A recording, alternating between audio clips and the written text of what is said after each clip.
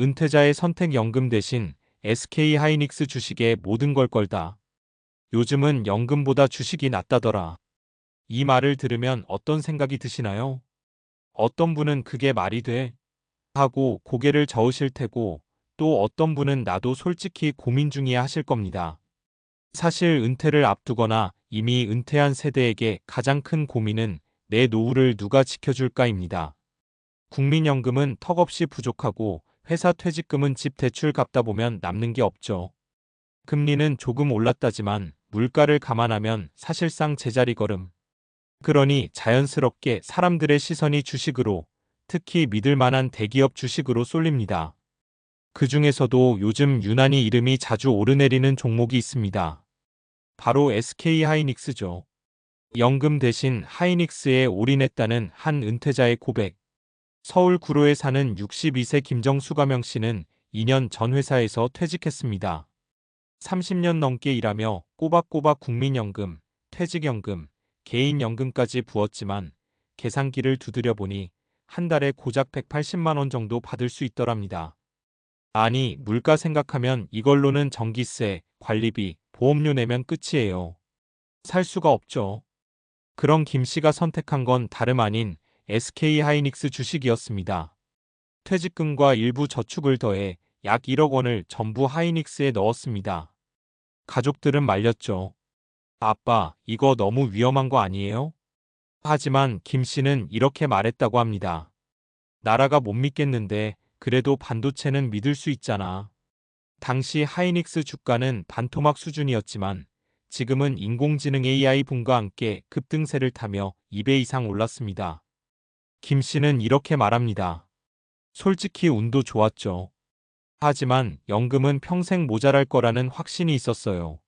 하이닉스가 망하면 나라 경제도 무너질 거라 믿었어요. 이 이야기를 들으면 대담하다는 생각도 들지만 사실 김 씨처럼 주식형 은퇴자가 점점 늘고 있습니다. 왜 사람들은 연금보다 주식을 선택하게 될까? 연금의 한계. 국민연금은 물가 상승률을 따라가지 못합니다. 게다가 수령 시기가 늦고 그마저도 2050년엔 고갈된다는 뉴스가 반복되죠. 이러니 믿음이 갈 리가 없습니다. 인플레이션의 압박. 100만 원으로 살던 한 달이 10년 뒤엔 150만 원이 필요해집니다. 정기예금 이자가 34%라 해도 물가가 5% 오르면 실질 수익은 마이너스. 결국 돈의 가치를 지키려면 투자밖에 방법이 없습니다. 기술 기업의 성장 신뢰. SK하이닉스, 삼성전자, 엔비디아, TSMC. 이런 기업들은 세계 경제의 중심이 되어가고 있습니다. 특히 하이닉스는 AI 시대의 핵심인 고대 역폭 메모리 HBM 분야에서 글로벌 1위. 이 회사가 망하면 한국이 망한다는 말이 나올 정도죠. 이런 배경 덕분에 은퇴자들도 안정적이면서 성장 가능성 있는 종목으로 하이닉스를 꼽게 되는 겁니다. 사례 2 매달 적금 대신 매달 하이닉스 주식 샀어요. 부산에 사는 58세 이선자 씨는 5년 전부터 매달 50만 원씩 SK하이닉스를 사왔습니다. 남들은 적금 들지만 저는 주식이 적금이에요. 그녀는 처음엔 겁이 났다고 합니다. 그때 하이닉스 주가가 9만 원이었는데 얼마 안 가서 7만 원으로 떨어졌어요. 남편이 이게 뭐냐고 타박했죠. 하지만 이 씨는 흔들리지 않았습니다. 회사 다닐 때도 반도체 뉴스 보면 늘 나오잖아요. AI, 서버, 데이터 센터 다 메모리 없으면 못 돌아간다고. 결과는 어땠을까요? 지금 이 씨가 가진 주식의 평가 금액은 원금 대비 약 2배 이상입니다. 은행 적금이랑 비교가 안 되죠. 물론 오를 땐 기분 좋고 떨어질 땐 잠이 안 오지만 그래도 내 돈이 일하는 느낌이 들어요. 이 씨의 말은 많은 은퇴자에게 중요한 메시지를 줍니다. 은퇴 후에도 돈이 일해야 나도 마음이 놓인다. 사례 3 퇴직금 반은 하이닉스, 반은 ETF에.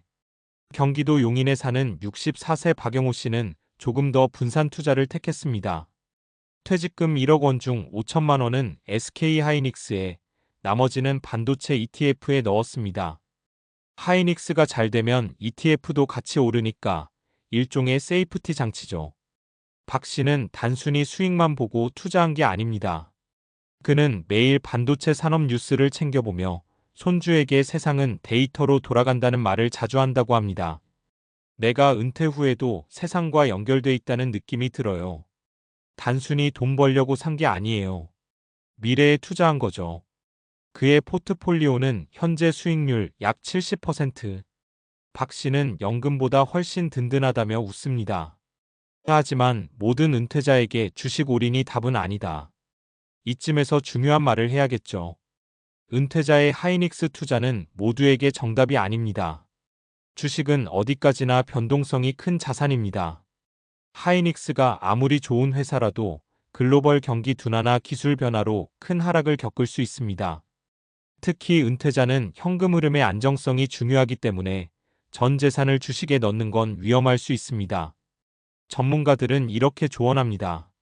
생활비 3년치는 예금이나 단기 채권으로 보유할 것, 나머지 여유자금으로 장기 우량주에 투자할 것, 분할 매수, 장기 보유 원칙을 지킬 것. 즉 김정수 씨의 올인은 성공했지만 전략적으로 분산한 박영호 씨가 더 현실적 모델입니다. 결국 중요한 건 마음의 수익률이다. 은퇴자에게 돈은 단순히 숫자가 아닙니다. 안정감, 자존심, 삶의 여유가 걸린 문제죠. 그래서 어떤 분은 연금으로, 어떤 분은 주식으로, 또 어떤 분은 부동산으로 노후를 준비합니다. 하지만 공통점은 하나입니다. 가만히 있으면 내 돈은 줄어든다. 세상은 너무 빨리 변하고 기술은 하루가 다르게 발전합니다. 하이닉스 주식에 올인한 김 씨의 선택은 어쩌면 무모해 보이지만 그 안에는 내가 내 삶의 마지막 주체가 되고 싶다는 간절한 의지가 담겨 있었습니다.